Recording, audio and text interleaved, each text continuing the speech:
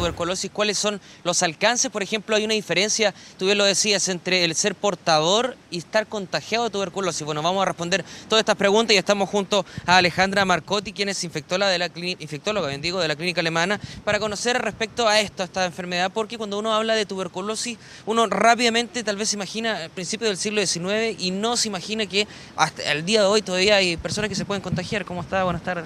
Buenas tardes. No, la verdad es que la tuberculosis todavía es una enfermedad que en países como el nuestro y en general en Sudamérica está presente y es un diagnóstico frecuente para nosotros. Nosotros como país, recién somos un país que está en vías de erradicación, pero todavía no hemos tenido erradicación. De hecho, una de las cosas que ha cambiado en nuestro país es que todos nosotros recibimos 2 dosis de vacunación al nacer y en primer año básico, y eso es una cosa que cambió recién. Solo se está recibiendo la vacunación al nacer y no la de primer año básico porque efectivamente el número de casos de tuberculosis ha disminuido, pero no es que no tengamos. ¿Cuál es la diferencia, porque se habla de estos 8 menores en Colina, de portadores? ¿Cuál es la diferencia de estar contagiado a ser portador? Lo que pasa es que cuando hay un caso de tuberculosis siempre se estudia a su ambiente, y su ambiente es tanto la familia como el ambiente escolar o el ambiente laboral.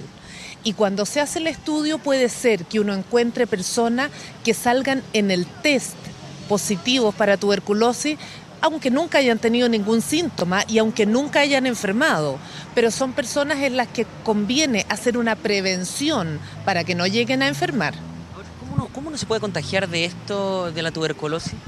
La tuberculosis, que es un problema contagioso, es la tuberculosis respiratoria, porque tuberculosis puede haber en muchos órganos. Existe tuberculosis de la piel, tuberculosis renal, tuberculosis genital, pero la tuberculosis pulmonar o laringia son la tuberculosis que las personas al toser pueden expeler esta micobacteria, que puede ser respirada por las personas que están en contacto y de esa forma ser adquirida. Ahora, doctora, respecto a esto, precisamente, ¿puede que el caso se haya dado de alguna cepa que venga del extranjero, por ejemplo, y no sea una tuberculosis nacional? ¿Es posible eso? Cuando eso pasa en países que no tienen tuberculosis, claro, uno supone que es algún contagio extranjero, pero en países como el nuestro, donde sí tenemos tuberculosis, lo más probable es que sea nuestro, y que lo que estemos viendo son los otros 8 niños que fueron contacto y están saliendo positivos en ese test por 2 posibilidades: o porque son niños vacunados que pueden dar un test positivo, o porque efectivamente al tener contacto con un caso de tuberculosis están reactivando esta infección. Es importante los síntomas, sobre todo a lo mejor que no pueden estar viendo los compañeros de curso o el mismo establecimiento en Colina, donde estas personas son portadores. ¿Cuáles son los síntomas que se presentan con una tuberculosis? Cuando estamos hablando de tuberculosis respiratoria, porque como te digo puede ser en cualquier órgano y los síntomas son muy variados, pero cuando estamos hablando de compromiso pulmonar, lo que más preocupa en países como el nuestro, donde hay tuberculosis, es que las personas que tienen cuadros respiratorios tosiendo más de 3 semanas, siempre es un diagnóstico que hay que pensarlo.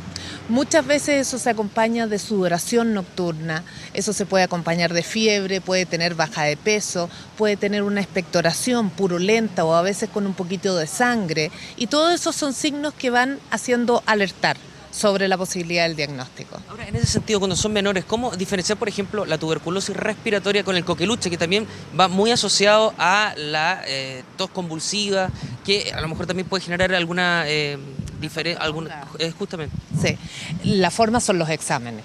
En el fondo, tanto la Bordetella pertussis como el Mycobacterium tuberculosis se puede buscar en la expectoración, y va a ser el test el que va a confirmar finalmente cuál es la etiología de esta tos que se viene prolongando. Por último, doctora, recomendaciones sobre todo a los padres que a lo mejor no han vacunado a sus hijos todavía y tienen que estar dentro del plan de vacunación. En general se cumple muy bien con la vacunación porque, como te digo, es al nacimiento. Entonces los niños generalmente salen de los hospitales ya habiendo recibido su primera dosis de tuberculosis. El cumplimiento es muy bueno, pero el cumplimiento de la vacunación no implica que las personas no van a tener tuberculosis. Un vacunado puede enfermar. La vacuna protege principalmente de las formas graves de tuberculosis. Por lo tanto, estar vacunado no quiere decir que yo estoy absolutamente exento de la posibilidad. Y eso significa que una tos prolongada, un compromiso del Estado general que se empieza a prolongar, tiene que hacer pensar en el diagnóstico. Muy bien, doctora, muchísimas gracias. Gracias a ustedes. Bien, escuchamos entonces las palabras de la doctora Alejandra Marcotti, infectóloga de la Clínica Alemana, entregándonos más detalles respecto a esto que yo les comentaba en un principio, que muchas veces uno lo asocia a la tuberculosis a algo, una enfermedad del siglo XIX, sin embargo, aún está presente en nuestro país y ya lo hemos visto con estos 8 casos de niños portadores en Colina. Macarena. Claro, vamos a estar muy atentos también a esta situación. Muchísimas gracias, Sebastián. Buenas tardes.